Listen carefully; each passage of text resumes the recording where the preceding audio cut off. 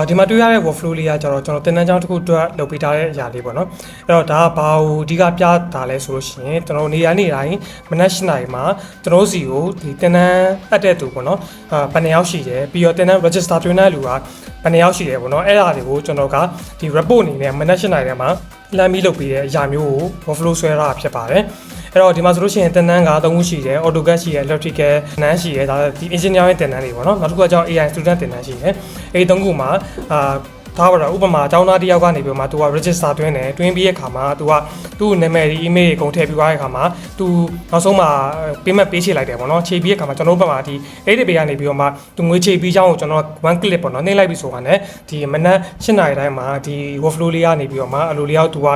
စစ်ပြီးတော့ပေါ့နော်ကျွန်တော်တို့ report လမ်းပြီးတင်ပေးမှာဖြစ်ပါတယ်အဲ့တော့ကျွန်တော်တို့ Telegram နဲ့ချိန်တဲ့အခါမှာလည်းကိုတယောက်တည်းကိုပဲသိစေချင်တာမျိုးမဟုတ်ဘူးပေါ့နော်ကျွန်တော် Telegram group နဲ့ကျွန်တော်ချိန်ထားတယ်အဲ့တော့ဆိုလိုတာကျတော့ Telegram group ထဲမှာဒါတော့ကိုယ့်ရဲ့ admin တွေလည်းပါမယ်ပြီးတော့တခြားကိုသိစေချင်တဲ့သူတွေထည့်ထားလို့ရပါတော့အဲ့လူတွေကလည်းဒီနေ့ငါတို့တင်တန်းချောင်းတွေကငါတို့မှာ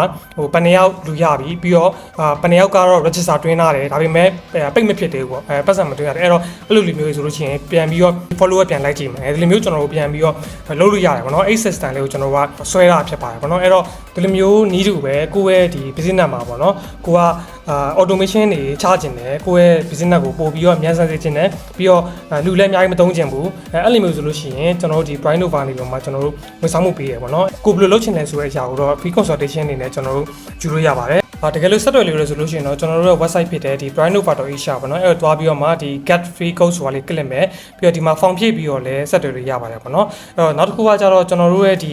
Facebook ရှိရပေါ့နော် Facebook ကိုတွားပြီးတော့မှဒီ page ရဲ့ Messenger ကနေပြီးတော့မှလည်းစားပို့ပြီးတော့ကျွန်တော်တို့ကိုဆက်သွယ်လို့ရပါတယ်ပေါ့နော်